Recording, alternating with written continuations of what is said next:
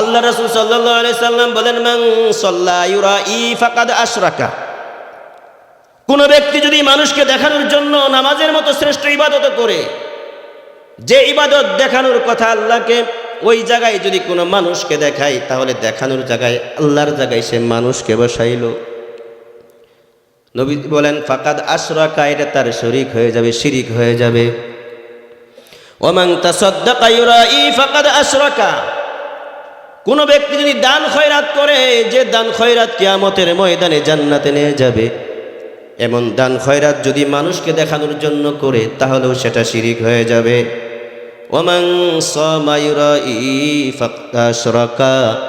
কোন ব্যক্তি যদি মানুষকে দেখানোর জন্য কঠিন ইবাদত রোজাও পালন করে, তাহলেও সেটা শিরিক হয়ে যাবে। নাউজুবিল্লাহ। তাহলে সব আমলের আগে আমাদের নিয়তকে কি করতে হবে? পিওর করতে হবে।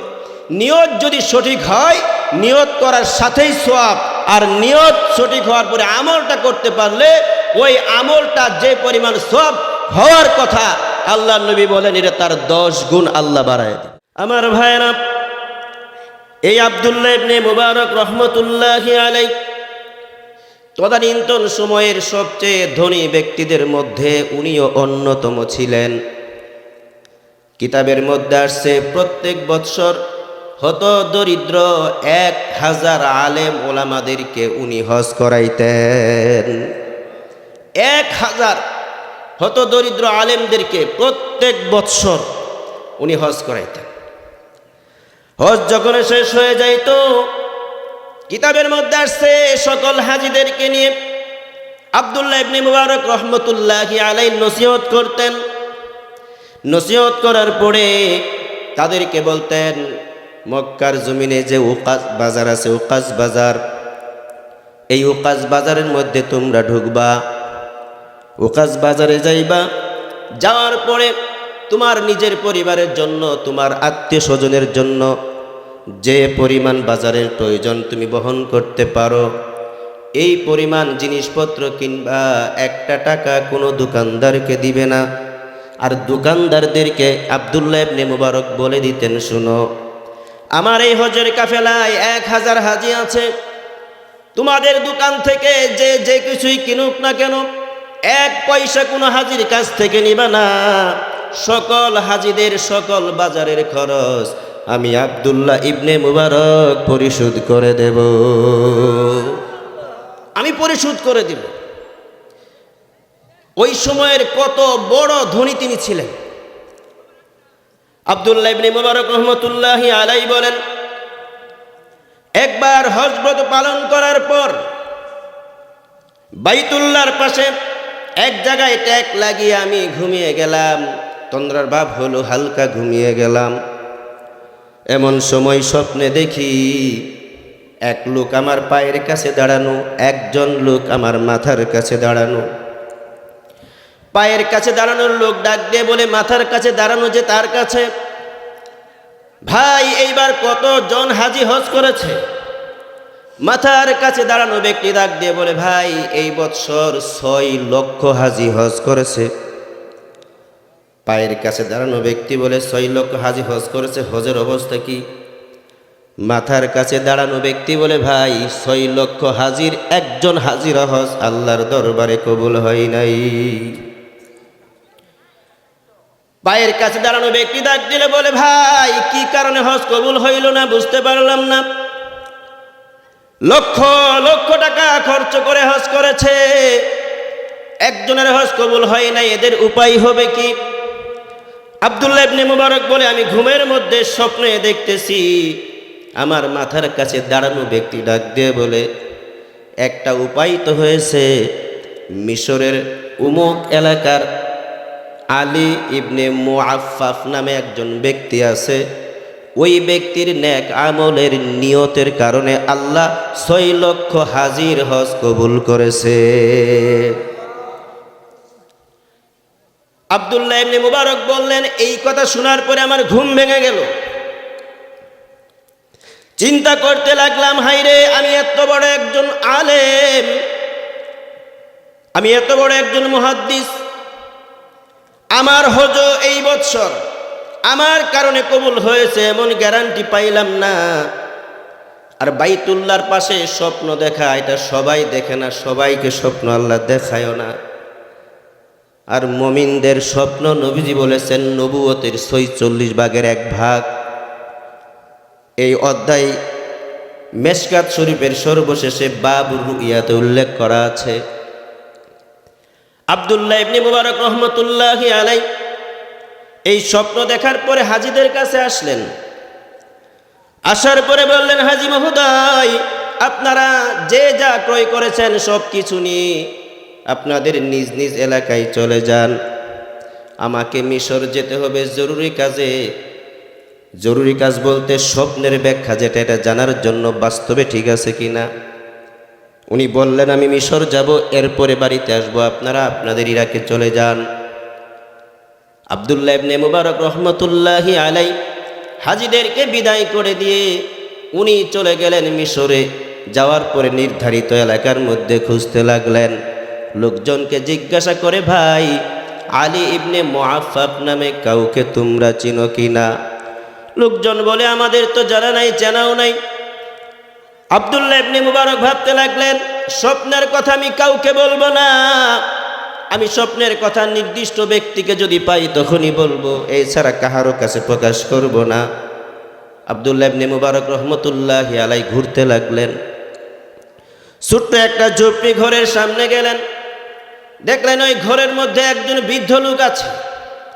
উনাকে সালাম দিয়ে জিজ্ঞাসা করলেন, ভাই আপনাদের এলাকার মধ্যে আলী ইবনে মুআফফাফ নামে কোনো ব্যক্তি আছে কিনা, চিনেন কিনা? ওই বৃদ্ধ লোক বলল, হ্যাঁ হ্যাঁ চিনি, আর 2টা বাড়ি পার হলেই তার বাড়ি পাইবা। আব্দুল্লাহ ইবনে মুবারক রহমতুল্লাহি আলাইহি খুশি হয়ে গেলেন। যাকে অনেক দিন থেকে খোঁজাখুঁজি করে এলাকার মধ্যে ঘুরতেছেন, ওই ব্যক্তির সাথে সাক্ষাৎ হবে, যে ব্যক্তির মাধ্যমে 6 লক্ষ হাজির হজ আল্লাহ কবুল করেছেন, ওই ব্যক্তির সাথে সাক্ষাৎ হবে। খুশিতে তার বুকটা ভরে যায়। সুবহানাল্লাহ বলেন। 2 বাড়ি পার হয়ে গিয়ে বাহির থেকে আওয়াজ দিয়েছেন, বাড়িওয়ালা ভাই বাড়িতে আসেননি? তো একজন বৃদ্ধ লোক বাড়ি থেকে বের হয়ে আসছে। গায়ের মধ্যে ভালো কোনো জামা নাই, ছিঁড়া ছাটা জামা, অনেক পুরাতন জামা, দেখতেও তেমন একটা ভালো দেখা যায় না। আব্দুল্লাহ ইবনে মুবারক রহমতুল্লাহি আলাইহি সালাম দিলেন। এরপরে জিজ্ঞাসা করলেন, আপনি কি আলী ইবনে মুআফফাফ? বললেন, হ্যাঁ আমি আলী ইবনে মুআফফাফ। আব্দুল্লাহ ইবনে মুবারক রহমতুল্লাহি আলাইহি উনি তার বেশভূষা, চেহারা, বাড়িঘরের তো কোনো অবস্থা নাই বললেই চলে। চেহারা দেখে মনে হয় অনেক দিন থেকে এসে অভুক্ত, কিছু খাই না, এমন একটা ব্যক্তি দুনিয়ার জমিনে যার কোনো পরিচয় নাই বললে চলে। কিন্তু গোপনে গোপনে আল্লাহর সাথে তার কত ভাব। সুবহানাল্লাহ। আউলিয়ারা কারে উকবা ইখতিয়ার, জাহেলারা কারে দুনিয়া ইখতিয়ার। এক জামানা সোহবতে বা আউলিয়া, বেহতরস্ত 100 সাল তাআত বেরিয়া। জোরে বলেন আল্লাহু আকবার। নবীজি হাদিসের মধ্যে ঘোষণা করেছেন, পৃথিবীর জমিনে এমন কিছু মানুষ আছে যাদের চেহারা ছবি তেমন ভালো না, যাদেরকে মানুষ দেখলে সালামও দিতে চায় না, সমাজের মধ্যে যাদের তেমন কোনো মূল্যায়ন নাই, ভালো কোনো অনুষ্ঠানে তাদেরকে দাওয়াত দেওয়া হয় না, কিন্তু আল্লাহর সাথে তাদের এমন একটা সম্পর্ক থাকে। আল্লাহ বলেন, ওই ব্যক্তি যদি দুনিয়ার জমিনে কোনো কাজ করার জন্য কসম খায়, আমি আল্লাহ সেটা পূরণ করা আমার উপর ওয়াজিব করে নেই। সুবহানাল্লাহ বলে। এই জন্য দুনিয়ার জমিনে কে আল্লাহ ওয়ালা কে আল্লাহ ভোলা এটা বোঝা যায় না। হুজুর বলে গিয়েছেন, সমাজের মধ্যে এমন আল্লাহ ওয়ালা আছে যিনি নিজেও জানে না আল্লাহ ওয়ালা। ঠিক কিনা জোরে কর। আব্দুল্লাহ ইবনে মুবারক রহমতুল্লাহি আলাইহি উনি ডাক দিয়ে বলেন, ভাই তুমি কি কাজ করো? লোকটা ডাক দিয়ে বলেন, আমি তেমন কোনো কাজ করি না, আমি হলাম একজন মুসি। আমি মানুষের জুতা সেলাই করি, মানুষের জুতা সেলাই করে যা উপার্জন করি তাই নিয়ে আমি আমার সংসার চালাই। কখনো কোনো দিন আমি অন্যায় উপার্জন করে আমার পরিবারকে চালাই না, প্রয়োজনে উপবাস থাকি, কিন্তু হারাম খাই না। কারণ হইল আপনি যত বড় ইবাদতি করেন না কেন, হারাম খাদ্য যদি পেটের ভিতরে থাকে, আপনার একটা সেজদা, একটা তসবিহ আল্লাহর দরবারে কবুল হবে না। উনি বলেন আমি হারাম খাই না, কখনো সুদ ঘুষের কাছে যাই না, মানুষের হক নষ্ট করি না, প্রয়োজন উপবাস থাকি, কিন্তু আমি হারাম ভক্ষণ নিজেও করি না, পরিবারকেও করাই না। আব্দুল্লাহ ইবনে মুবারক রহমতুল্লাহি আলাইহি বলেন, ভাই আমি তোমার কাছে ওইটা শুনতে চাই নাই, তোমার সাথে আল্লাহর সাথে, তোমার সাথে আমার আল্লাহর কি সম্পর্ক, কি আমল করো, আমি সেটা জানার জন্য আসছি। তুমি এমন কোন আমল করো যে আমলের কারণে আল্লাহর কাছে প্রিয় হয়ে গেছো? এই প্রশ্ন যখন করেছে, তখন ওই লোক ডাক দিয়ে বলে, গোপন কিছু বেদ আছে, সবার কাছে কওয়া যায় না, উপযুক্ত মানুষ লাগে, কথা কোন ঠিক কিনা? সব কথাই সব জায়গায় বলা যায় না।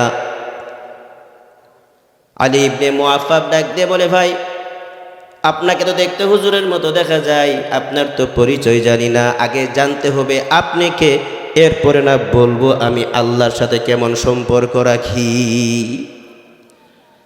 আব্দুল্লাহ ইবনে মুবারক রহমতুল্লাহি আলাইহি বলেন, পরিচয় দিলে তো চিনেই ফেলবা, আমি ওই আব্দুল্লাহ ইবনে মুবারক যার কথা বিশ্বের মানুষ জানে। ওই মুচি ডাক দিয়ে বলে, তাহলে কি আপনি মুহাদ্দিস আব্দুল্লাহ ইবনে মুবারক? বলে, হ্যাঁ আমি আব্দুল্লাহ ইবনে মুবারক, মুহাদ্দিস আব্দুল্লাহ ইবনে মুবারক। সুবহানাল্লাহ বলেন। বলে, আমি আব্দুল্লাহ ইবনে মুবারক। এই কথা বলার সাথে সাথে আলী ইবনে মুআফফাব, ওই মুচি ব্যক্তি, নিজের চোখের পানি ছেড়ে দিয়েছে। এটা কিভাবে সম্ভব? যে ব্যক্তি হযরতে আবু হানিফা রহমতুল্লাহি আলাইহির ছাত্র, আর যে ব্যক্তি ইমাম বুখারীর উস্তাদ, যাকে দেখার জন্য বিশ্বের মানুষ চলে আসে, এমন একজন ব্যক্তি আমি মুসির বাড়িতে এসে পড়বে, এটা কি করে বিশ্বাস হয়? জোরে কোন আল্লাহু আকবার। এটা কি করে বিশ্বাস হয়? আর আপনি বা আমার ওখানে কেন আসবেন? আব্দুল্লাহ ইবনে মুবারক রহমতুল্লাহি আলাইহি বলেন, ভাই সেই ঘটনা জানার জন্য, জানানোর জন্য আসছি। আর আরেকটা বড় ইচ্ছা হলো আপনার কাছ থেকে একটু দোয়া নিতে আসছি। সুবহানাল্লাহ। দোয়া নেওয়ার জন্য আসছি। একজন মুচির কাছে দোয়া নেওয়ার জন্য গেছে একজন জগৎ বিখ্যাত মুহাদ্দিস আলেম। সুবহানাল্লাহ। তার মানে বোঝা যায় যে যত বড় আলেম হবে সে তত বড় বিনয়ী হবে, তার মধ্যে অহংকার থাকতে পারবে। কোন পৃথিবীর কোন মানুষের ভিতরে অহংকার রাখা জায়েজ নাই। অহংকারে একমাত্র মালিক কে? জোরে বলেন কে? আল্লাহ।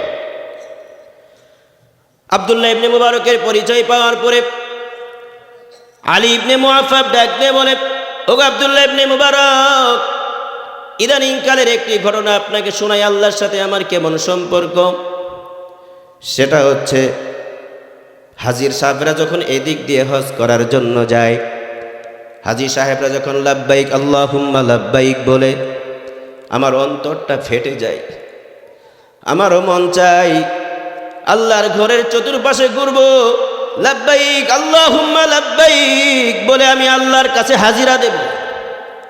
কিন্তু আমি তো মুচি, মানুষের জুতা সেলাই করি, ওই পরিমাণ টাকা পয়সা নাই, যার কারণে আমি হজে যাইতে পারি না। মনের মধ্যে বড় আশা, আমি যেন বাইতুল্লাহ ঘুরে ঘুরে আল্লাহর কাছে হাজিরা দিয়ে লাব্বাইক আল্লাহুম্মা লাব্বাইক বলতে পারি। সুবহানাল্লাহ। মদিনা যাওয়ার কিন্তু সবারই নিয়ত থাকে, ঠিক না? বাইতুল্লাহ যাওয়ার। আল্লাহ সবাইকে কবুল করেন। জোরে কোন আমিন। আর জোরে কোন আমিন। আব্দুল্লাহ ইবনে মুবারক রহমতুল্লাহি আলাইহির কাছে আলী ইবনে মুআফফা বলতেছে, দিলের মধ্যে বড় ব্যথা, বাইতুল্লাহর কথা, বাইতুল্লাহর দিকে নামাজ পড়ি, বাইতুল্লাহ দেখতে পারলাম না। একবার ভালো করে নিয়ত করে নিলাম, আজ থেকে বছর খানিক আগে, যে আমি তো দিনের বেলায় জুতা সেলাই করে সংসার চালাই, আজ থেকে আর ঘুমাবো না, রাত্রিবেলাও আমি মানুষের জুতা সেলাই করব। রাত্রিবেলায় জুতা সেলাইয়ের টাকাগুলি আলাদা করে রাখবো আল্লাহর ঘর বাইতুল্লাহ তওয়াফ করার জন্য। সুবহানাল্লাহ। আল্লাহর নবীর রওজার সামনে দাঁড়িয়ে বলবো, আসসালামু আলাইকা ইয়া রাসূলুল্লাহ, আসসালামু আলাইকা ইয়া হাবিবাল্লাহ।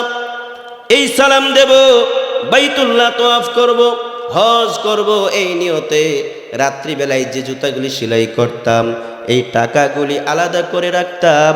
রাখতে রাখতে বছর যখন পার হয়ে গেল, হজ করার মতো টাকা আল্লাহ আমাকে ব্যবস্থা করায়া দিলেন। সুবহানাল্লাহ।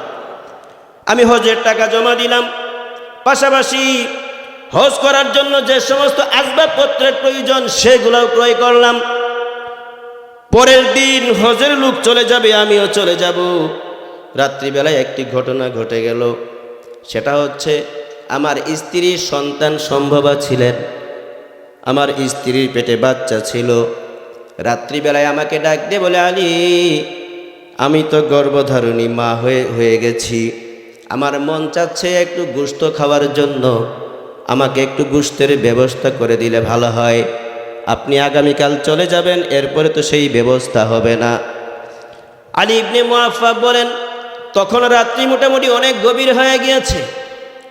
আমি বললাম, এখন তো গোশতের ব্যবস্থা করা যাবে না, গোশত আমি এখন পাবো কোথায়, রাত্রি গভীর হয়ে গিয়েছে। আমার স্ত্রী ডাক দিয়ে বলে, প্রাণের স্বামী, আপনি চেষ্টা করে দেখেন, যদি পারেন তো নিয়ে আসলেন, না পারলে তো আর কোনো আপত্তি নাই। আলী ইবনে মুআফফা বলেন, আমি জানি গোশতের কোনো ব্যবস্থা হবে না, এরপরও একটা ব্যাগ নিয়ে বিবিকে সান্ত্বনা দেওয়ার জন্য ঘর থেকে বের হয়ে গেলাম। আল্লাহর মর্জি বোঝা যায় না। 2-3 বাড়ি পার হওয়ার পর দেখি পাশের এক বাড়িতে গোশত পাক হচ্ছে, গোশতের ঘ্রাণ নাকের মধ্যে আসছে। সুবহানাল্লাহ বলেন। উনি বলেন, হয়তো আল্লাহ ব্যবস্থা করে দিয়েছেন, গোশত এখান থেকে নিয়ে যাব, ক্রয় করতে হবে না। বাড়িওয়ালাকে ডাক দিলেন, বাড়িওয়ালা বাড়ির ভিতর থেকে বাহিরে আসলেন। আসার পরে সালাম দিলেন, সালাম দেওয়ার পরে বললেন, ভাই, আমার বিবি গর্ভবতী, সন্তান সম্ভবা, ইচ্ছা করেছে গোশত খাওয়ার জন্য। রাত্রি গভীর, আমি কোথাও গোশত পাবো না, আল্লাহ তোমাকে মিলায়া দিছে, তুমি কি পারবানি একটু গোশত দিয়ে আমাকে সাহায্য সহযোগিতা করতে? এই কথা বলতে দেরি আলী ইবনে মুআফফা বলেন, ওই ব্যক্তিটার চোখ দিয়ে পানি পড়তে দেরি হয় না। আমি বললাম, কান্না কেন, চোখে পানি কেন, আমাকে খুলে বলো। উনি আমাকে বললেন, যে কারণে চোখের পানি, যে কারণটা তোমার কাছে বর্ণনা করতে পারতেছি না, এই কথাটা কাহারও কাছে প্রকাশ করা যাবেও না, তবে এতটুকু জানিয়ে রাখো, যে গোশত পাক করা হচ্ছে সেটা আমার পরিবারের জন্য হালাল, কিন্তু আপনার জন্য সেটা হারাম, এটা আপনি খাইতে পারবেন না। আলী ইবনে মুআফফা ডাক দিয়ে বলেন, ভাই, বুঝলাম না, যে গোশত আপনার জন্য হালাল আর আমার জন্য হারাম, এটা আমাকে জানতে হবে। তার হাত শক্ত করে ধরেছে, বললেন, কসম দিয়ে বললাম, কসম খুদার, তুমি যদি না বলো আমি তোমার হাতও ছাড়বো না, তোমার বাড়ি থেকেও যাব না। এবার ওই বাড়িওয়ালা ডাক দিয়ে বলে, আলী, শোনো, আমার সন্তানেরা 3 দিন থেকে উপবাস, আমিও কোনো কাজকর্ম পাই না, আজ সকালে কাজের জন্য বের হয়েছি, কাজ পাই নাই, সন্তানগুলি এই পরিমাণ ক্ষুধার্ত, যদি রাত পর্যন্ত থাকে ঘর থেকে আর সন্তান বের হবে না, সন্তানের লাশ বের হবে, লাশ। আমি কোনো কুল কিনারা না পেয়ে আবর্জনার যেখানে ফালানো হয় ওই আবর্জনা ডাস্টবিনের পাশে দিয়ে আসতেছিলাম, এমন সময় দেখলাম একটা গাধা, মরা গাধা পড়ে আছে। সন্তানদেরকে বাঁচানোর জন্য মরা গাধা থেকে কিছু গোশত কেটে এনেছি, তাদেরকে খাওয়াবো যেন তারা জীবন ধারণ করতে পারে, সেটাই পাক হচ্ছে। আর ইসলামের মধ্যে আছে, হালাল খাদ্য যদি না পাওয়া যায়, জীবন ধারণ করার জন্য ওই পরিমাণ হারাম খাদ্য খাওয়া যায়, যে পরিমাণে খাইলে সে বাঁচতে পারে, অতিরিক্ত জায়েজ নাই। আমি আমার সন্তানদেরকে বাঁচানোর জন্য ওই গাধা, মরা গাধা থেকে গোশত কেটে এনেছি, ওই গোশত পাক করা হচ্ছে, আমার সন্তানদের জন্য জায়েজ, তোমার বিবির জন্য হারাম। এই কথা বলার পরে আলী ইবনে মুআফফা রাহমাতুল্লাহি আলাইহি বলেন, আমি আমার বিবির আবদার ভুলে গেলাম। তার দুঃখ কষ্ট দেখে আমার চোখ দিয়ে পানি গড়ায় পড়ল। আমি ডাক দিয়ে বললাম, ভাই রে, তুমি আর হারাম গোশত জাল দিও না, আমি তোমার জন্য হালাল খাদ্যের ব্যবস্থা করে দিচ্ছি। জোরে কোন সুবহানাল্লাহ। আলী ইবনে মুআফফা বাড়িতে চলে আসলেন। বাড়িতে আসার পর তার যে খাদ্য সামগ্রী বাড়ির ভিতরে ছিল হজে নিয়ে যাওয়ার জন্য এইগুলাও নিলেন। অতিরিক্ত যত টাকা ছিল টাকাগুলিও নিলেন। নেওয়ার পরে ওই দরিদ্র ব্যক্তির বাড়িতে চলে গেলেন। যাওয়ার পরে হালাল খাদ্যগুলি দিয়ে ডাক দে বলে, ভাই রে, এই নাও হালাল খাদ্য, তোমার সন্তানদেরকে খাওয়াও, তুমি নিজেও ভক্ষণ করো। আর এই নাও টাকা, আমি হজের জন্য জমিয়েছিলাম, আগামীকাল হজে চলে যাব, অতিরিক্ত খরচ যেটা ছিল, এই টাকাগুলি তুমি গ্রহণ করো। এই টাকাগুলি দিয়ে আগামীকাল বাজার করে তুমি তোমার সংসার চালাইবা। আর আমি এইবার হজ করব না, আল্লাহ যদি তৌফিক দান করে পরবর্তী সময়ে হজ করব। জোরে কোন সুবহানাল্লাহ। কত বড় ত্যাগ স্বীকার করতে পারলে এমন কাজ করতে পারে। দীর্ঘদিনের আশা হজ করবে, দীর্ঘদিনের মনের তামান্না বাইতুল্লাহ দেখবে, সব কিছু রেডি হয়ে গিয়েছে, এমন সময় আল্লাহর এক বান্দার পরিবারকে সাহায্য করেছে যে তার হজ বন্ধ। আলী ইবনে মুআফফা রাহমাতুল্লাহি আলাইহি বলেন, আব্দুল্লাহ ইবনে মুবারক, খেয়াল করে শুনো, আমার হজ বন্ধ হয়ে গেল। সবার সাথে টাকা জমা দিয়েছি, হজে যাব, অতিরিক্ত কোনো খরচ নাই, কেউ আমাকে চালাতেও পারবে না, আমাকে ছাড়া তো লোকজন হজেও যাবে না। এই জন্য আমি নিজে আত্মগোপন করলাম, যতদিন হজ চলবে ততদিন আমি আর কাউকে দেখা দেব না। যখন হজ শেষ হয়ে যাবে তখন আমি আবার নতুন করে বাড়িতে চলে আসব। এক পর্যায়ে হজ শেষ হয়ে গেল, আমি বাড়িতে চলে আসলাম। আমার এলাকার মানুষ যারা হজে গিয়েছিলেন তারাও একে একে আসতে থাকলো। আমার বাড়ির পাশের এক লোক এসে আমার সঙ্গে সাক্ষাৎ করলো আর ডাক দিয়ে বলল, আলী, আমি যখন বাইতুল্লাহ তওয়াফ করতেছিলাম তখন দেখলাম তুমিও বাইতুল্লাহ তওয়াফ করতেছ, অথচ আমি হজে যাই নাই, আমি আত্মগোপনে ছিলাম। আমি ভাবতে লাগলাম লোকজনের মাথায় খারাপ হইল কিনা, আমি তো হজে যাই নাই, আমার হজ কে করে দিবে। উনি চলে গেলেন আমার সাথে দেখা করে।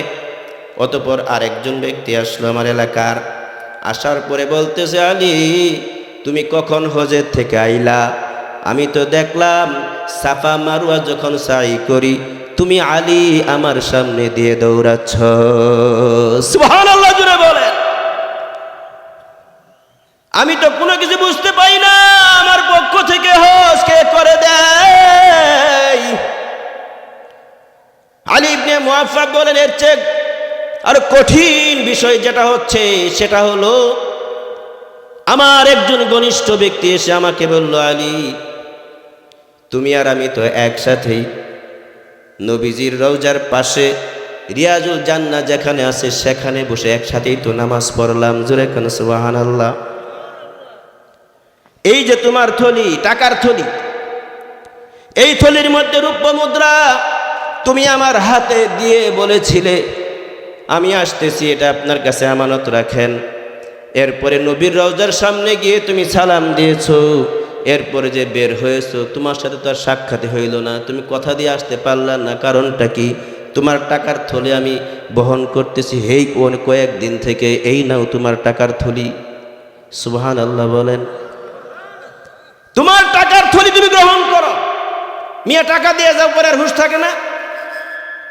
আব্দুল্লাহ আলী ইবনে মুআফফা রাহমাতুল্লাহি আলাইহি বলে, আমি কিছুই বুঝতে পারতেছি না, আমি ছিলাম আত্মগোপনে, আমি তো হজে যাই নাই, কি এর চাই, কি এর বাইতুল্লাহ তওয়াফ, কি এর জিয়ারত, কি এর টাকার থলি।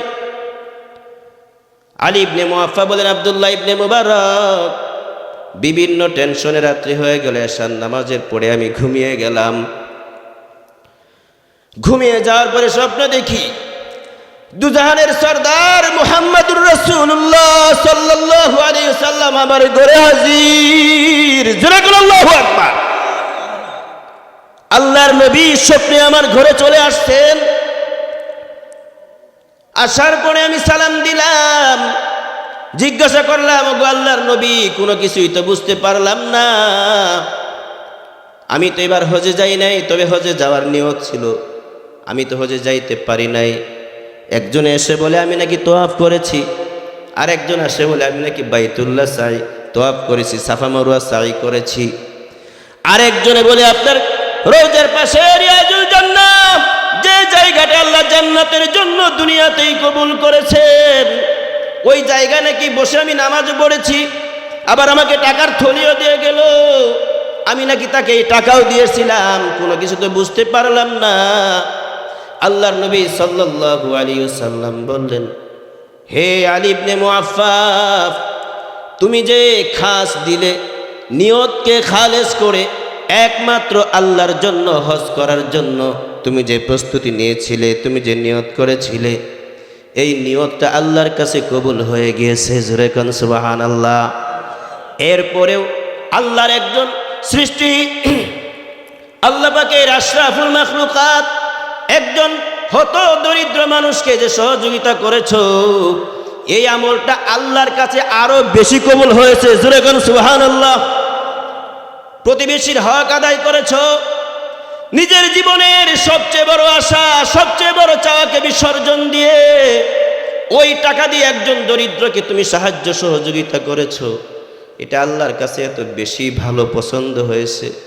আল্লাহ এমনভাবে কবুল করেছেন, আল্লাহ তোমার পক্ষ থেকে আল্লাহ রব্বুল আলামিন রহমতের একজন ফেরেশতাকে তোমার চেহারা দিয়া তোমার পরিবর্তে হজের সমস্ত কাজ করায় আনিছে। জোরে কোন সুবহানাল্লাহ। এই জন্য নবীজি বলেছেন, ইন্নামাল আমালু বিন্নিয়াত, সমস্ত নেক আমলের পূর্বে আপনাকে নিয়তকে সহি শুদ্ধ করতে হবে। নিয়তের মধ্যে যদি গলত থাকে, সমস্যা থাকে, আল্লাহ রাসূল সাল্লাল্লাহু আলাইহি ওয়াসাল্লাম বলেন, নিয়ত থাকবে আল্লাহকে খুশি করার জন্য, নিয়ত থাকবে আল্লাহকে দেখানোর জন্য। এই জায়গায় যদি কেউ অন্যকে বসায় তাহলে শিরিক হয়ে যাবে। নাউজুবিল্লাহ বলেন। আল্লাহ রাসূল সাল্লাল্লাহু আলাইহি সাল্লাম বলেন, মান সাল্লা ইউরাই ফাকাদ আশরাকা, কোন ব্যক্তি যদি মানুষকে দেখানোর জন্য নামাজের মতো শ্রেষ্ঠ ইবাদত করে, যে ইবাদত দেখানোর কথা আল্লাহকে, ওই জায়গায় যদি কোনো মানুষকে দেখায়, তাহলে দেখানোর জায়গায় আল্লাহর জায়গায় সে মানুষকে বসাইলো। নবী বলেন, ফাকাদ আশরাকা, এটা তার শরীক হয়ে যাবে, শিরিক হয়ে যাবে। ওমান তাসাদ্দাকা ইউরাই ফাকাদ আশরাকা, কোন ব্যক্তি যদি দান খয়রাত করে, যে দান খয়রাত কিয়ামতের ময়দানে জান্নাতে নিয়ে যাবে, এমন দান খয়রাত যদি মানুষকে দেখানোর জন্য করে, তাহলেও সেটা শিরিক হয়ে যাবে। ওমান সামা ইউরাই ফাকাদ আশরাকা, কোন ব্যক্তি যদি মানুষকে দেখানোর জন্য কঠিন ইবাদত রোজাও পালন করে, তাহলেও সেটা শিরিক হয়ে যাবে। নাউজুবিল্লাহ। তাহলে সব আমলের আগে আমাদের নিয়তকে কি করতে হবে? পিওর করতে হবে। নিয়ত যদি সঠিক হয়, নিয়ত করার সাথেই সওয়াব, আর নিয়ত সঠিক হওয়ার পরে আমলটা করতে পারলে ওই আমলটা যে পরিমাণ সওয়াব হওয়ার কথা, আল্লাহর নবী বলেন, এটা তার 10 গুণ আল্লাহ বাড়ায় দেবে। সুবহানাল্লাহ।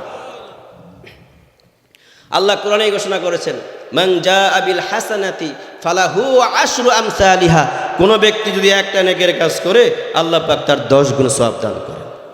কেন? এই উম্মত যেন সহজেই জান্নাতে পারে, দামি নবীর দামি উম্মত যেন আগে জান্নাতে যায়। সুবহানাল্লাহ। কেমন দামি? হাদিসটা বলেই আমি আমার আয়াতের দিকে আসছি।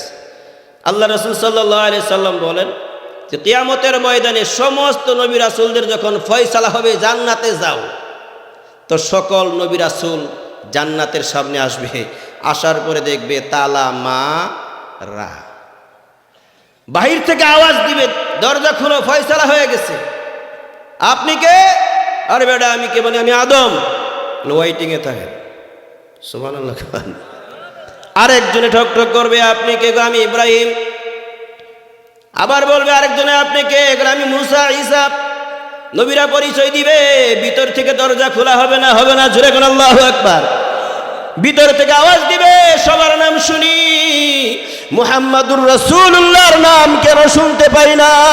সুবহানাল্লাহ বলেন। ওই নবী আসার আগে তো দরজা খোলা নিষেধ। আল্লাহর নবী বলেন, হুররিমাত আল জান্নাতু হুররিমাত আলাল আম্বিয়াই হাত্তা আদখুলাহা।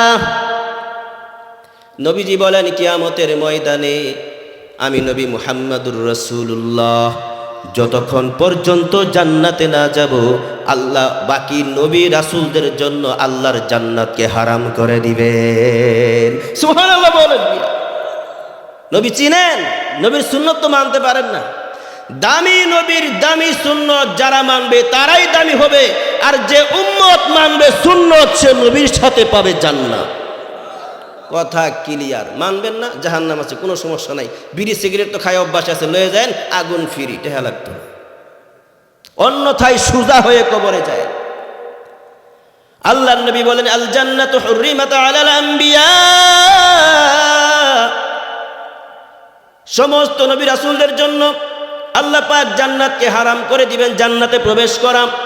হাত্তা আদখুলাহা, নবীজি বলেন যতক্ষণ পর্যন্ত আমি জান্নাতে প্রবেশ না করব। ওয়া হুররিমাত আলাল উমাম হাত্তা তাদখুলা উম্মতি। জোরে বলতে হবে আল্লাহু আকবার।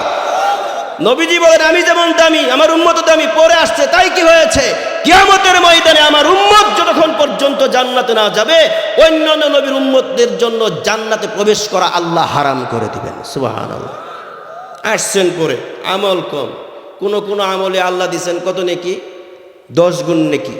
নবীজি বলেন, নামাজ একলা পড়বা 1 গুণ সওয়াব, জামাতের সাথে পড়বা তো 27 গুণ সওয়াব। সুবহানাল্লাহর আওয়াজ নরম হয়ে গেল গা। জোরে কোন সুবহানাল্লাহ। তাহলে জামাতে পড়বেন 27 গুণ সওয়াব। তিরমিজি শরীফ প্রথম গণের হাদিস, মিসওয়াকের অধ্যায় আসছে। আল্লাহর নবী বলেন, ওই নামাজটা পড়ার আগে আপনি যে ওযু করলেন, ওযুর সময় আপনি যদি সুন্নত তরিকায় মিসওয়াক করতে পারেন, আল্লাহর নবী বলেন ওই নামাজটার পাওয়ার আল্লাহ 70 গুণ বাড়ায়া দিবে। উদ্দেশ্য একটাই, আখির নবীর উম্মত একজনের যেন কিয়ামতের ময়দানে জাহান্নামে না যায়। এই জন্য নামাজের সওয়াব বাড়িয়ে দেওয়া হয়েছে। কোরআনে কারিমের 3 নাম্বার পারার 3 নাম্বার পৃষ্ঠার মাঝামাঝি আল্লাহ বলেছেন, হে আমার বান্দারা শোনো, তোমরা যারা আখির নবীর উম্মত, তোমরা যদি 1 টাকা আল্লাহর রাস্তায় দান করো, আমার রাস্তায় দান করো, আমি আল্লাহ ওই 70 থেকে দানটাকে 700 গুণ পর্যন্ত বাড়ায়া দেব। মাসালুল্লাযীনা ইউনফিকুনা আমওয়ালাহুম ফী সাবিলিল্লাহ কামাসালি হাব্বাতিন আম্বাতাত 7 সানাবিলা ফী কুল্লি সুম্বুলাতিন মিআতু হাব্বা।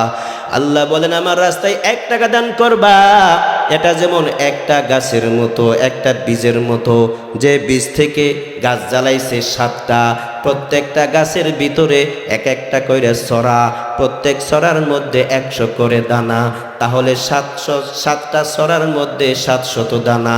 আল্লাহ বুঝাইলেন, আমার রাস্তায় 1 টাকা দিবা, 700 টাকার সওয়াব তোমার আমল নামায় আমি লিখে দেব। সুবহানাল্লাহ জুড়ে বলেন। এত সুযোগ দেওয়ার পরেও যদি জান্নাতে না যেতে পারেন, না গেলেন কার কি যায় আসে? না গেলেন যে জান্নাত, নবীজি বলেন হাদিসে আজকেও পড়েছি, জান্নাতের 1 চাবুক পরিমাণ জায়গার দাম এত হবে, গোটা পৃথিবী কয়েক হাজার কোটি বার বিক্রি করে ওই অর্থ এক জায়গায় জমা করলে জান্নাতের 1 চাবুক পরিমাণ জায়গার সমতুল্য হবে না। দুনিয়ার এক পচা গান্দা কিছু টাকার জন্য 10টা টাকার নোট, এটা আসল না জাল চেক করার জন্য গসতে গসতে গসতে গসতে বঙ্গবন্ধুর অবস্থা শেষ। কথা কন না কেরে, মাথা মাথা সমান করে হেলাইছে 10 টাকা। আর 100 টাকার নোট যদি হয় উপায় তো নাই, আর 1000 হইলে 1000-এর নোটটা আপনি এত যাচাই করলেন, জান্নাতে যাওয়ার যে আমলগুলি লাগবে সেটা কি যাচাই করেছেন, তার জন্য কতটুকু মেহনত করেছেন, এত সুযোগ থাকার পরেও কিয়ামতের ময়দানে জবাব দিতে হবে। আল্লাহ আমাদেরকে বোঝার তৌফিক করেন। তো যে আয়াত কারিমা তেলাওয়াত করেছি, এই আয়াতের মধ্যে আল্লাহ রাব্বুল আলামিন এই অশেষ নিয়ামতের জান্নাতে যাওয়ার জন্য ঈমানের পরে সবচেয়ে যে বড় আমল সেই নামাজের কথা আলোচনা করেছেন। যে আমলটা লাগবেই জান্নাতে যাইতে, যে আমল ছাড়া জান্নাতে যাওয়ার কোনো সুযোগ নাই, যে আমলটা ঈমানের পরে সবচেয়ে গুরুত্বপূর্ণ, সেই আমলের ব্যাপারে এই মুসলমানের সবচেয়ে বড় অবহেলা, সবচেয়ে বড় অবহেলা, কোনো গুরুত্বই নাই। আপনাকে যদি মুক্তাগাছার থানার ওসি সাহেব বলে, এই আব্দুল করিম তারাটি পূর্বপাড়ার রাতের 2টার সময় থানায় থাকবি, নইলে আর কিচ্ছু কইছে না, নইলে পর্যন্ত ডট ডট ডট। এখন আপনি তো আরামে ঘুমাবেন, ঠিক না? কে ঘুমাইবেন না গেলে গে? হ্যাঁ, 2টার সময় যাইতে কইছে, আপনি কি 1টা পর্যন্ত বাড়িতে ঘুমাবেন? কথা কই না। যাইতে কইছে কয়টায়? 9টা থেকে ঘুম হারাম। যখন ফোন দিছে তখন থেকে হারাম, না জানি কি হইয়াছে গো। কথা কোন ঠিক কিনা? একাই যাবেন? আর নেতা খেতা কয়জনের? হ্যাঁ, 2-4-5 জন। হঠাৎ করে ওসি সাহেব আমাকে থানায় তলব করিলেন, কোনো কিছু তো বুঝতে পারলাম না, একা একা যাব, যদি ধরা খেয়ে যায় আরেকটা বিপদ হয়ে যাবে। এই অমুক নেতা তমুক নেতা 4-5 জনকে চা পান খাওয়ায়, রিক্সা ভাড়া গাড়ি ভাড়া দিয়ে 1টার সময় যায় হাজির। ডাকছে 2টায়, হাজির কয়টায়? রাত 1টায়, আগে 12টা থেকে বসে রয়েছে। অত কিচ্ছু বলে নাই, শুধু বলছে উপস্থিত হবেন। থানার একজন ওসি সাহেব আপনাকে ডাকলো, মামলা আছে কিনা কোনো কিছুই প্রকাশ করে নাই, আপনি ভয়ে চলে গেলেন। আর আল্লাহ তাআলা 1450 বছর আগে কবরের আযাবের কথা বলে দিয়েছেন, হাসরের আযাবের কথা বলে দিয়েছেন, জাহান্নামের আযাবের কথা বলে দিয়েছেন, সব কিছু ওপেন করে দিয়েছেন। ওপেন করে দেওয়ার পরে আল্লাহ জানিয়ে দিয়েছেন 5 বার মুয়াজ্জিন আমার পক্ষ থেকে ডাকবে, মসজিদে আসবি, নইলে ওই জাহান্নামে তোকে যেতে হবে। জেনে শুনে বুঝে আমরা আল্লাহর ডাকে সাড়া দেই না, তার মানে আল্লাহর ডাকের চেয়ে থানার ওসি সাহেবের ডাক আমাদের কাছে বেশি পাওয়ারফুল মনে হয়। কথা বলেন ঠিক কিনা? এই জন্য আল্লাহ বলেন, বিশ্বনবী সাল্লাল্লাহু আলাইহি সাল্লাম হাদিসের মধ্যে ঘোষণা করে দিয়েছেন, কোন মুসলমান বান্দা যদি, কোন মুসলমান নরনারী যদি দুনিয়ার জমিনে 5 ওয়াক্ত নামাজের সঠিক হিসাব নিয়ে কবরে আসতে পারে, আল্লাহ রাব্বুল আলামিন কাল কিয়ামতের ময়দানে তার চির নিয়ামতের জান্নাতের মালিক তাকে বানায়া দিবে। সুবহানাল্লাহ। এই জন্য আল্লাহ রাব্বুল আলামিন বনি ইসরাইলের 79 নম্বর আয়াতের মধ্যে ঘোষণা করেন, আকিমিস সালাতা লিদুলুকিশ শামসি ইলা গাসাকিল লাইলি ওয়া কুরআনাল ফাজর ইন্না কুরআনাল ফাজরি কানা মাশহুদা। আল্লাহ বলেন, আমি আল্লাহ রাব্বুল আলামিন এই আয়াতের মধ্যে 5 ওয়াক্ত নামাজকে ফরজ করে দিলাম, 5 ওয়াক্ত নামাজের ঘোষণা দিলাম। আকিমিস সালাতা লিদুলুকিশ শামস, সূর্য হেলে যাওয়ার পর থেকে নামাজ শুরু করো, ইলা গাসাকিল লাইলি, রাত্রি অন্ধকার পর্যন্ত।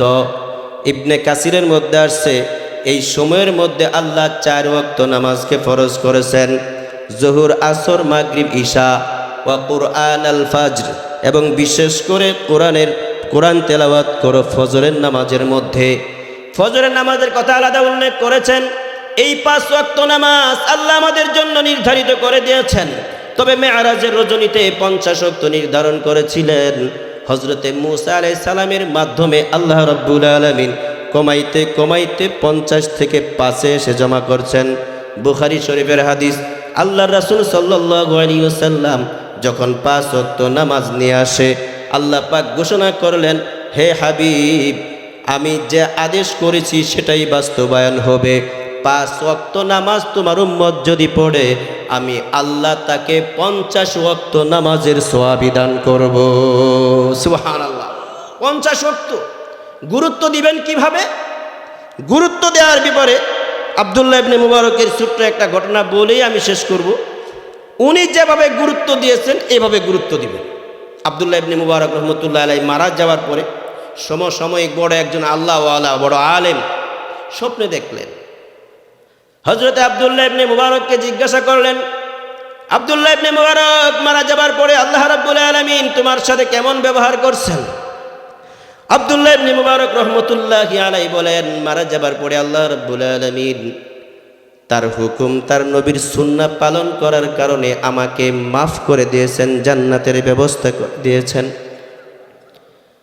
তবে আমার বাড়ির সামনে একজন হতদরিদ্র কামার ব্যক্তি ছিল। আশ্চর্যের বিষয় হইল, ওই কামার ব্যক্তি যখন মারা গেল, আমি দেখলাম জান্নাতের ভিতরে আমার যে মর্যাদা, আমার মর্যাদার চেয়ে ওই কামারের মর্যাদা আল্লাহ বাড়ায়া দিছে। সুবহানাল্লাহ বলেন। ঘুম ভেঙে গেছে। আরে কই কি জগৎ বিখ্যাত আলেম, জগৎ বিখ্যাত একজন মুহাদ্দিস, উনার মর্যাদার চেয়ে কামারের মর্যাদা বেশি। এটা কি করে সম্ভব? কোন আমলের কারণে? এই আল্লাহর ওলি সকালে হতে চলে গেলেন আব্দুল্লাহ ইবনে মুবারকের বাড়িতে। যাওয়ার পরে দেখলেন ঠিকই তার বাড়ির সামনে একটা ছোট্ট ঘর আছে, যে ঘরের মালিক ছিল একজন কামার, সে কয়েকদিন আগে মৃত্যুবরণ করেছে। আল্লাহওয়ালা বাহির থেকে ডাক দিয়েছেন, ভিতরে কে আছো, আমাকে আওয়াজ দাও। ভিতর থেকে একজন মহিলা বলে, আমাদের বাড়িতে আমি ছাড়া আর কেউ নাই, আমার স্বামী কয়েকদিন আগে মৃত্যুবরণ করেছে, আমার স্বামী ছিল আমার সংসারের একমাত্র সম্বল। আল্লাহর ওলি ডাক দিয়ে বলে, মা, তোমার স্বামী এমন কোন আমল করত যে আমলটার কারণে তোমার স্বামীর বিরাট মর্যাদা আমি স্বপ্নের মাধ্যমে জানতে পেরেছি? আমার কাছে খুলে বলো, কি আমলের কারণে তোমার স্বামীর মর্যাদা আল্লাহর কাছে বেড়ে গিয়েছে? মহিলা ডাক দিয়ে বলেন, হুজুর, আমার স্বামী ছিল কামার মানুষ, দিনের বেলায় তেমন কাজ করতে পারতো না, রৌদ্রের তাপের কারণে রাত্রিবেলায় কাজ করত, আমি তো তেমন কিছু দেখতাম না ন্যাক আমল করতে। আল্লাহর ওলি ডাক দিয়ে বলে, মারে, খেয়াল করে দেখো তোমার স্বামীর জীবনে এমন কোন আমল আছে যেটা তোমার মনে পড়ে? কামারের বিবি ডাক দিয়ে বলেন, ওগো আল্লাহর ওলি, আমার যতটুকু মনে পড়ে, আমার চোখে যতটুকু ধরা পড়েছে, সেটা হচ্ছে আমার স্বামী তো রাত্রিবেলা কাজ করত, রাত্রিবেলা লোহা পিটাইতো, দাউ কোরাল খন্তি কাশি এগুলা সে বানাইতো, আর এখান থেকে তাকিয়ে দেখতো রাত্রিবেলায় দোতলার ছাদে আব্দুল্লাহ ইবনে মুবারক রহমতুল্লাহি আলাইহি উনি নফল নামাজ পড়তেন, আর আমার স্বামী তার দিকে তাকিয়ে দু চোখের পানি ছাড়তেন আর বলতেন, আল্লাহ, আব্দুল্লাহ ইবনে মুবারককে অনেক বড় করেছো, টাকা পয়সাও দিয়েছো, আবার বড় আলেম। আব্দুল্লাহ ইবনে মুবারক আবার রাত্রিবেলায় নামাজ পড়ে, আল্লাহ, আমার যদি এই কাজ করে অর্থ উপার্জন না করতে হইতো, তাহলে আমিও কিন্তু আব্দুল্লাহ ইবনে মুবারকের মতো সারা রাত দাঁড়িয়ে দাঁড়িয়ে নামাজ পড়তাম। তবে আমাকে যে গরিব বানিয়েছো, আপনার ব্যাপারে আমার কোনো অভিযোগ নাই, তবে আমার যদি সুযোগ হইতো আমি এইভাবে আলেমের মতো নামাজ পড়তাম সারা রাত, কারণ সেজদা দিতে আমারও অনেক ভালো লাগে। এই কথা বলে বলে চোখের পানি ছাড়তো। আর দ্বিতীয় একটা আমল ছিল, সেটা হচ্ছে আমার স্বামী 5 ওয়াক্ত নামাজের খুব গুরুত্ব দিত, লোহা পিটাইতো, লোহার হাতুড়ি উপরে উঠাইতো।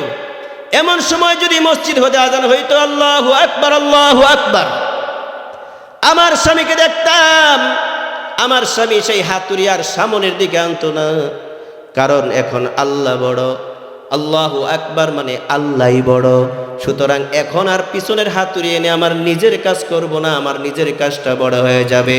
আমার স্বামী উঠানো হাতুর সামনে আনতো না, পিছনের দিকে ফেলে দিয়ে নামাজ পড়ার জন্য চলে যেত। সুবহানাল্লাহ জুড়ে বলেন। কামার দিনে কাজ করতে পারে না, রাত্রে কাজ করে, কাজ করে তো খাদ্য জুটে, না করলে তো খাদ্য নাই। নামাজের এত গুরুত্ব ছিল, আজান হয়ে গেছে আর কোনো কাজ নাই, হাতুড়ি উপরে সামনে না পিছনে ফেলে দিয়ে মসজিদে চলে যাইতো। আল্লাহর ওলি বলেন, এই যে নামাজ পড়তে পারে না, আলেমের নামাজ দেখে আফসোস। আর আল্লাহ পাকের বিধান, ইমানের পরে শ্রেষ্ঠ ইবাদত যে নামাজ, এই নামাজকে আপনার স্বামী বেশি গুরুত্ব দেওয়ার কারণে, নামাজটাকে বেশি ফলো করার কারণে, এই নামাজটাকে নিজের জীবনে এইভাবে ধারণ করার কারণে আমি স্বপ্নে আব্দুল্লাহ ইবনে মুবারকের জবানে শুনেছি, আল্লাহ জান্নাতে শ্রেষ্ঠ মুহাদ্দিসকে যে জায়গায় সম্মান দিয়েছে, এর চেয়ে উঁচু সম্মান তোমার স্বামীকে দান করেছেন। সুবহানাল্লাহ। অন্তত এতটুকু গুরুত্ব তো আমাদের দেওয়া দরকার। কথা বলেন ঠিক কিনা? পারবো না ইনশাআল্লাহ? আল্লাহ আমাদের তৌফিক দান করেন, জোরে কোন আমিন।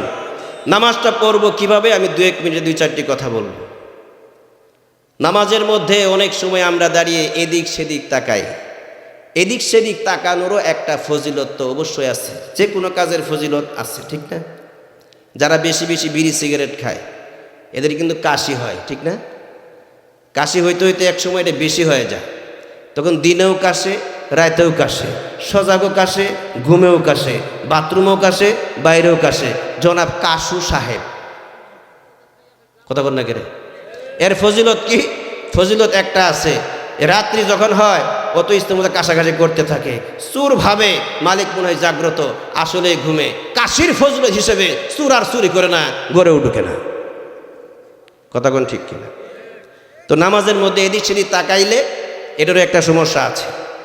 যারা নামাজ পড়ি আর কি, ওই নামাজে যাওয়ার পরে ফ্যান কোনটা ঘুরতেছে কোনটা ঘুরতেছে না, ঘড়ি কোনটা ঠিক আছে কোনটা ঠিক নাই, কার জামা কাপড় ভালো মন্দ নামাজে দাঁড়ায় এই চিন্তা ভাবনা করি, ঠিক না?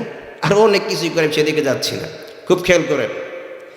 নামাজে নামাজিদের হালত হচ্ছে 6টা। কয়টা? জোরে বলেন কয়টা? জোরে কন, আরো জোরে। 6টা, এটা মনে রাখবেন। নামাজে নামাজির হালত হচ্ছে 6টা। 1 নাম্বার হচ্ছে দাঁড়ানো হালত, মানে অবস্থা। 1 নাম্বার হচ্ছে দাঁড়ানো অবস্থা। 2 নাম্বার হচ্ছে সূরা কেরাত শেষ, কোথায় যাবেন? রুকুতে, রুকু একটা অবস্থা। 3 নাম্বার হচ্ছে রুকু শেষ, পরে কোথায় যাবেন? সেজদায়, সেজদা একটা অবস্থা। এরপরে সেজদা শেষ কি করবেন? বসবেন, বসা একটা অবস্থা। এই বসা 4টা। এরপরে অবস্থা হচ্ছে সালাম ফেরানো, এই হলো 5টা। আর একটা হচ্ছে চলমান, এক রুকন থেকে আরেক রুকনে যাবেন। এই 6টা অবস্থা আমি ক্যালকুলেশন করে পাইছি, বাকি থাকলে আপনারা বাইর করতে পারেন। এই 6 অবস্থায় 6 জায়গায় চোখের দৃষ্টি রাখতে হবে। এই 6 জায়গার বাহিরে যদি চোখের দৃষ্টি চলে যায়, আম্মা জান আয়েশা সিদ্দিকা রাদিয়াল্লাহু তাআলা আনহা নবীজিকে প্রশ্ন করেছেন, মাল ইলতিফাত ইয়া রাসূলুল্লাহ, ওগো আল্লাহর নবী, নামাজের মধ্যে দাঁড়িয়ে এদিক সেদিক যে তাকানো হয় এই বিষয়ে আপনি কি বলেন? নবীজি বলেন, হুয়া ইখতিলাস, এটা হচ্ছে নামাজের মধ্যে একটা ছিনতাই। ইয়াখতালিসুহু শাইতানু মিন সালাতিল আবদ, যে ছিনতাইটা শয়তান নামাজের মধ্যে বান্দার করে থাকে। ছিনতাইটা কি? এই হাদিসের ব্যাখ্যায় আসছে, ইয়ানকুসু সাওয়াবুহু, ওই ব্যক্তি যে নামাজ পড়া অবস্থায় এদিক সেদিক তাকাইলো, এই ব্যক্তির আমল নামা থেকে বা নামাজের মাধ্যমে যে সোয়াবটা অর্জন হবে, এই সোয়াব আস্তে আস্তে কমে যাবে। তাহলে 6 অবস্থায় 6 জায়গায় দৃষ্টি রাখতে হবে। এই 6 জায়গার বাহিরে যদি চোখের দৃষ্টি চলে যায়, যখন যাবে তখনই বুঝতে হবে সোয়াব কিন্তু বাইরে যাইতেছে নাকি না কমতেছে, কি করতেছে? মানে আমি বাইরে যাইতেছি কইছি যে বাইরে যাইতেছে। কইমে যাওয়া কি আপনাদের এলাকায় বাইরে যাওয়া কত কই না, কমতেছে তো বলি, ঠিক না? তাহলে 6 অবস্থায় 6 জায়গায় দৃষ্টি থাকবে। দাঁড়ানো অবস্থায় দৃষ্টি থাকবে সেজদার দিকে। বলেন কোথায় থাকবে? কোন সময়? সেজদার বাহিরে যদি দৃষ্টি চলে যায় কি বুঝতে হবে? সোয়াব কমে গেল। এরপরে রুকু অবস্থায় দৃষ্টি থাকবে 2 পায়ের যে বৃদ্ধাঙ্গুলি আছে, বৃদ্ধাঙ্গুলির মাঝ বরাবর। আপনি এগিয়ে থাকলে পিছিয়ে যাবেন, কাতার থেকে পিছিয়ে গেলে এগিয়ে যাবেন, সমস্যা নাই। পা দুটো 2 দিকে থাকলে সোজা করবেন, এটা দেখবেন।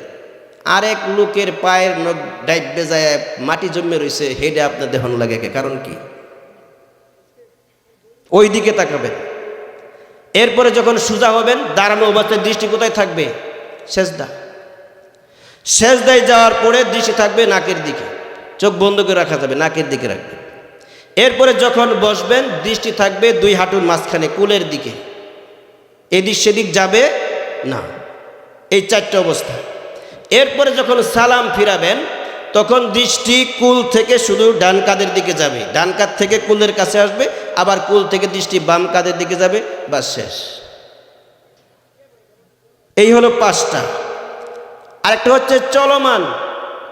আপনি যখন দাঁড়িয়ে আছেন তখন দৃষ্টি কোথায়? সেজদার দিকে।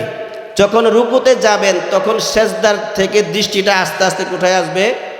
পায়ের দিকে আসবে। কিন্তু আপনি যে রুকুতে যাওয়ার সময় দাঁড়ায় আছেন ভালোই, ইমাম সাহেব আল্লাহু আকবার বলছে, তো আপনি মাথাটা তুলে উপরের ছাদ দেখে এরপরে রুকুতে গেলেন, কি ছাদ দেখলেন, কারণ কি?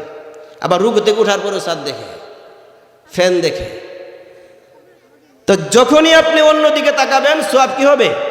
কমে যাবে। এন সোয়াবি পাবেন কত? আর 2 রাকাত নামাজের মধ্যে 40 বার আপনি এদিক সেদিক তাকান লাগে, তারপরে সোয়াব যাইতে যাইতে থাকবো আর কি বলেন। তাহলে দাঁড়ানো অবস্থায় দৃষ্টি থাকবে সেজদার দিকে, যখন রুকুতে যাবেন সেজদার জায়গা থেকে রুকুর জায়গায় সেজদা দৃষ্টি আসবে, অর্থাৎ এক রুকন থেকে আরেক রুকনে যাবেন, এর মাঝে দৃষ্টি ঘোরাফেরা করবে, বাহিরে যাবে না। এখন সালাম ফেরানোর সময় আপনাকে একটা বিষয় খেয়াল করতে হবে, সালাম ফেরানোর মাত্র 2টাই পদ্ধতি। কয়টা? কথা বলে না, কয়টা? 2টা। আলহামদুলিল্লাহ, সময় আমার ক্লিয়ার হয়ে গেছে। 2টা পদ্ধতি সালাম ফেরানোর, এর বাহিরে কোনো সুন্নত পদ্ধতি নাই। 1 নাম্বার, সালাম ফেরানোর সময় সালাম ফেরানো শুরু, মাথা ঘোরানো শুরু। বিষয়টা বুঝতে পারছেন? আমার দিকে তাকান, তাকায় রয়েছেন কোলের দিকে। আসসালামু আলাইকুম ওয়া রাহমাতুল্লাহ। আবার দৃষ্টি ঘুরে কোথায় আসবে? কোলের দিকে।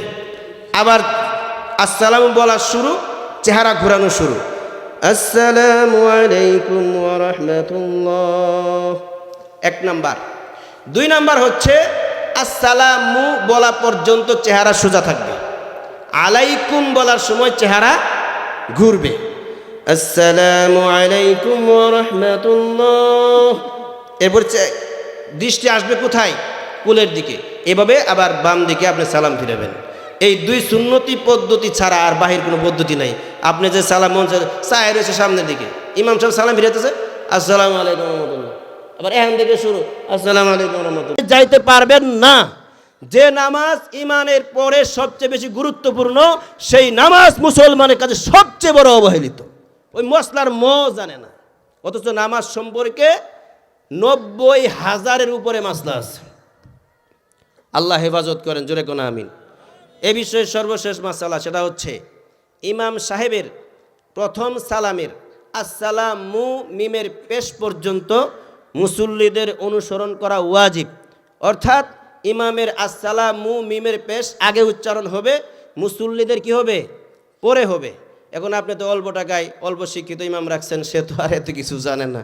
আপনি 2,500-3,000 টাকা দিয়ে ইমাম পাইছেন, মুয়াজ্জিন পাইছেন, খাদেম পাইছেন, বাথরুম সাফ করে একজন দিয়ে, আপনারাও খুশি, ইমামও খুশি। লেবার করছে কম, হের নাই কোনো গতি লয়ে আলছে ইমামতি, আপনাদের খুশি। 100 পরিবার মিললে 15,000 টাকা দিয়ে একটা ইমাম রাখতে পারেন না, রাখছেন 2,500 টাকা দিয়ে, আপনাদের সুবিধা, ঠিক না? এখন তো ও নিজেই মাসলা জানে না, ওর নিজের মাসলা, নিজের নামাজেরই খবর নাই। আপনাদের কি অবস্থা হবে? রেলগাড়ির ইঞ্জিন যদি রাস্তায় অ্যাক্সিডেন্ট করে, ডাব্বাগুলি আব্বা ডাকতে ডাকতে স্টেশনে পৌঁছে, ঠিক কিনা জোরে কর? এই যে ঠিক, তাহলে ইমাম তো ঠিকই আছে। ইঞ্জিন ছাড়া ডাব্বা যাবো? ঠিক, আপনি ঠিক করলেন। কি ঠিক? মানে ঠিক ঠিকই। তাহলে একটা জামাতের ইঞ্জিন হচ্ছে কে? ইমাম। ইঞ্জিন যত পরিষ্কার থাকবে, গাড়ি তত দ্রুত চলবে, জান্নাতে তত তাড়াতাড়ি যাওয়া যাবে। সুবহানাল্লাহ। আচ্ছা, যাই হোক, এখন ইমাম সাহেব মাসলা জানা নাই, এখন নামাজটাও ঠিক মতো পড়া লাগে, আবার ইমামতিও রাখা লাগে, হে সুন্দর কণ্ঠ দেয়া লাগে, হে টান দিছে আসসালামু আলাইকুম ওয়া রাহমাতুল্লাহ। আপনি তো ভাবছেন মক্কার খেজুর পেয়েছি, আলহামদুলিল্লাহ, দরান নাই। কিন্তু উনি যে আসসালা কয়ে জুড়ে টান দিছে লম্বা করে, আপনি তো রহমতুল্লাহ কয়ে বেরিয়েছেন, কথা কই না? ফতোয়া রহমানিয়ার মধ্যে আসছে, জামিয়া রহমানের থেকে যে ফতোয়ার কিতাব বেরিয়েছে 2 খণ্ডে, বাংলা আছে, পড়ে দেখেন। লক্ষ লক্ষ মুসলমানের নামাজের সমস্যা হচ্ছে, ওরা জানেও না এই শেষ ওয়াজিব পালন না করার কারণে। তবে আপনাদেরকে মাসালা শিখিয়ে যায়, সেটা হচ্ছে যতই লম্বা করুক ইমাম সাহেব আসসালামু যখন শেষ করবে, এই সময় আপনারা সালাম স্টার্ট দিবেন, তাহলে আর কোনো সমস্যা ইনশাআল্লাহ হবে না। আল্লাহ রাব্বুল আলামিন আমাদের সবাইকে আমল করা তৌফিক দান করেন। আজকের মাহফিল কিয়ামতের ময়দানে জান্নাতের ওসিলা